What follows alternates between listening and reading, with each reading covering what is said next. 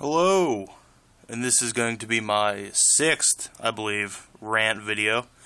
If that number's not right, I'll correct it in the title and just ignore what I just said. But, I got a surprise at the end of this one. This final book is pretty spectacular, so, it's a little surprising. I have this cover over here because I didn't want anybody to be deterred by this first issue. I'm going to try to do something, that, in every one of these videos where I just pick up just a random issue out of one of my other boxes, I guess you could say, just like comics that I'm not really trying to collect. They just like came in lots, or I got them really cheap, or just one of those long boxes I really don't read a lot out of. So I'm just going to pick one and just read it, and it's going to be along with these. So that's what I'm going to do. Like I said in my last video that I made today, my subs should come in tomorrow, and it's going to be a short video for the subs because I didn't get many this week. But I'll make that as soon as I finish reading my subs tomorrow. But that's tomorrow, so let's get started here. Weapon Zero, Number Zero. Yes, this is one of those phenomenal Image titles from the mid-90s. And I didn't mind this issue, mainly because every guy in it didn't look like Cable. They had a big problem with that, I believe. With all their books, every guy they had looked exactly like Cable. Some of the artwork in this isn't that bad, which I have a hard time saying. And, I mean, this is the first Weapon Zero book I ever read, so I didn't know anything about it, and they were just rambling about things. So, I didn't get much of the story, but it's red, so now I can go into get sorted into my red boxes. Alright, let's start the real thing now here. This is Rocket Raccoon number 1 of the 4-issue limited series. And, this issue really reminded me of a Fables. Like, everything in it reminded me of Fables. There was a walrus that they called Uncle Wall, and he had like a chest pack that grew arms and would put these like prosthetic tusks in his face. So he had walrus tusks, and at a certain point he actually replaced the regular prosthetic walrus tusks with like gun tusks, and I thought that was pretty sweet. It really reminded me of the present storyline in Fables too, because it's like a toy war, and that's what's going on in Fables right now if anybody reads it. She's kind of in the land of toys, but this isn't about Fables, it's about Rocket Raccoon. I really do like Rocket Raccoon. I think that it's really, it's a little awkward how they go about things sometimes, but I like this. I think I have the rest of this series. I'm not sure.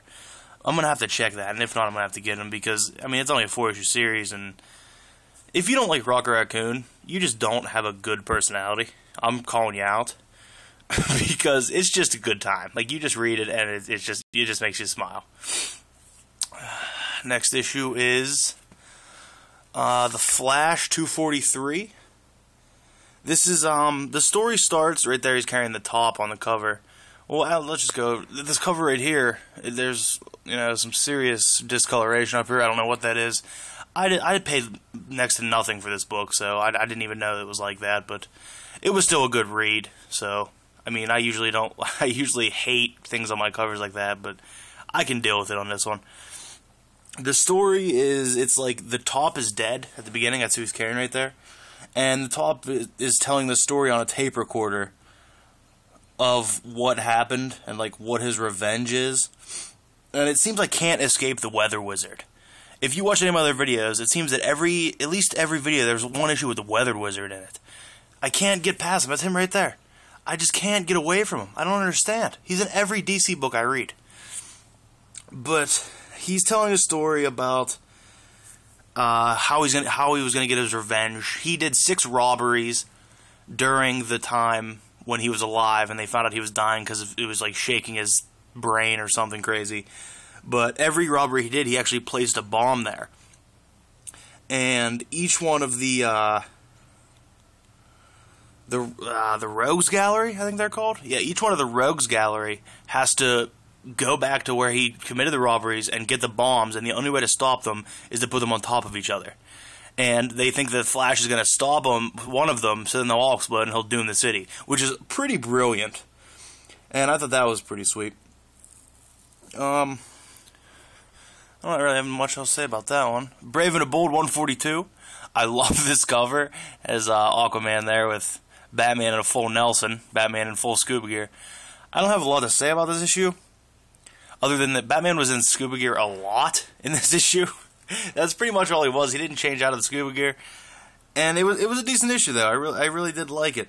A buddy of mine really enjoys He's Brave and the Bolds, and I was thinking about giving it to him because he didn't have it, but I might have to hold on to it. I don't know. Maybe if he offered me a good trade, but I liked it.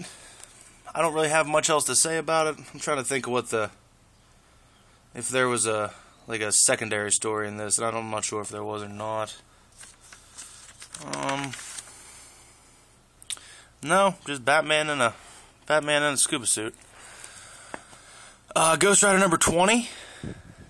This is the best looking Ghost Rider I've seen. I have a couple Ghost Rider books. I don't have many, but Daredevil's in this issue. This is the art's by John Byrne and Don Perlin. I don't think I've ever ran into any Don Perlin, but obviously I know John Byrne. Most people do. And they're at the beginning they're fighting Death's Head, which actually turns out to be Deathstalker right here. And I didn't know who Death's Head was. The only Death's Head I know of is the bad, Marvel UK Universe Death's Head. That's the only Death's Head I knew about. And then he became Deathstalker, and it kind of made sense. And he touches Ghost Rider and doesn't kill him, which, it's what his power is. He touches people and they die. And it just shocks him, so he runs away. And there's a lot of relationship stuff going on in this issue. Between Daredevil and Karen and Johnny and Roxy. It was just, there was a lot of relationship stuff. And I was kind of weirded out by it. There was 3 pages of them just talking about their relationships. But, other than that, once again, I guess I did talk a little bit about that. But I like this Daredevil Ghost Rider team-up. I was a fan of it. What's this? Action Comics 436. I like this cover. This is a job for Perry White. And I actually, I really enjoyed the story, too. It's, the subtitle inside is Perry White, or the Super Cigars of Perry White. And there's mutants in this book, and I haven't ran across mutants in a DC book before, so I was really thrown by that. But I guess these mutants were repaying Perry, and they gave him cigars that gave him these powers. And, and he only had one left at the end, and he put it in the safe and said, I'll keep it for later. But early in the book, Superman uses his superpower so he's not late for work, and that just made me laugh, because, you don't see that in a Marvel book. You don't see, Quicksilver, running across the world to get to Thanksgiving dinner, or, you don't see Ghost Rider changing to Ghost Rider to make it somewhere. It just made me laugh that happened. And, people actually think in the book that Perry is Superman's secret identity. And that was different. This cover is good. I love this cover. I'm a big fan of this cover. And what was the side story of this? Green Arrow. What happened with that? Oh, yeah, Speedy, his old sidekick, was being a drummer for this band, and they were illegally smuggling cameras through the drums, and he was undercover, but Green Arrow didn't know that, so he called him out, and Speedy had to show he was still part of the crew around him, and he actually knocked Green Arrow out. Green Arrow was unconscious. It's pretty wild. I didn't expect it. I like to get a lot of these action comics. They're hard to get, though. This one's pretty beat up. It's still good read, but just I'd like my covers look better than this. But what can you do? Action Comics 432. This one's actually really nice. There's just a little rip over here in the cover on the side here, but other than that, it's really nice. This is the Toy Men. It seems there's a toy theme to this one. There was a toy battle or toy war in Rocket Raccoon. You got the Toy Men here. At the beginning of the book, Superman actually he's doing a commercial. Well, Clark Kent is doing a commercial for an airline, and he grabs on to the landing gear of a plane so he can find a place to change, like a private jet taking off. And he figured that's inconspicuous. If you grab onto the landing gear of a plane, you're fine. Nobody's gonna see it. Don't worry about it. That made me chuckle. The Toy Man, the new Toy Man here. It's the old one. The new Toy Man actually blows these bubblegum animals that actually explode, and one of them drops on a church. And Superman decides he has to save them all, so he collects them all and then goes into space and throws them at satellites that the American government told him he needed to get rid of. So he was just multitasking, let's not worry about the villain. Let's take out some of these things. Let's just clean house a little bit. And things like that. That's what gets me about Superman, is that he just does everything all the time perfectly. It's almost ironic. Second, oh, the second story in here is a human target. This was actually the first time I've ran into an actual human target story. Like, I've seen references to him and things.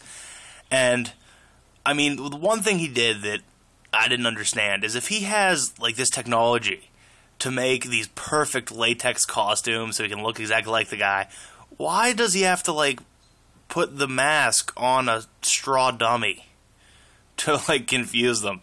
That's what he did here. He put the mask on a straw dummy to confuse the guy, and then they were on an oil rig, and then he was climbing up an oil rig, and he got caught. Like, the guy above had a grenade, and he put his gun down, but he shot the cab of the oil rig, and it exploded upwards, and then took the guy out. But the only thing I was thinking the whole time is, you know, we have an oil shortage, but, you know, this was 70s, so it really wasn't an issue back then. They just talked about that all willy-nilly.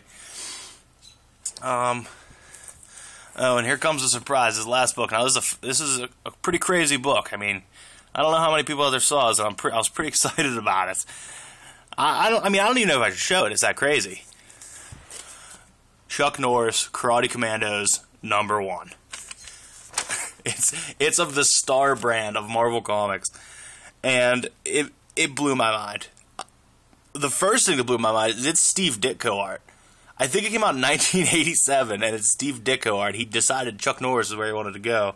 On the cover here, he has orange hair and an orange mustache. In the issue, he has blonde hair and a blonde mustache. So, I mean, then again, Ditko's not in charge of coloring. But the supervillain in this, most creative name ever, Super Ninja, of course. Chuck Norris has a pet wolf in here. It's a big white wolf. It's his pet. There's really nothing much to say about this. It was kind of ironic reading it the whole time because it sounded exactly like all those Chuck Norris jokes. Like, everybody was talking about how great of a person he was and how he could take all these things out. It was very, very ironic. Like, I felt like I was reading something on the internet, like those jokes. But that was the super special thing. I loved this. And, I mean, it's in mint condition. I'm getting a CG seat. That is a joke. I would never do that. But, one other thing I wanted to show. It's not a comic, but I was so stoked on it. I had to show it. I got this shirt today in the mail, and it's Hulk Hogan and Macho Man. It's actually my favorite band, the Acacia Strain, and it's like their Daytona Beach weightlifting days. And on the back it says, "The madness is running wild." The Acacia Strain, and this is just the best shirt I've ever seen.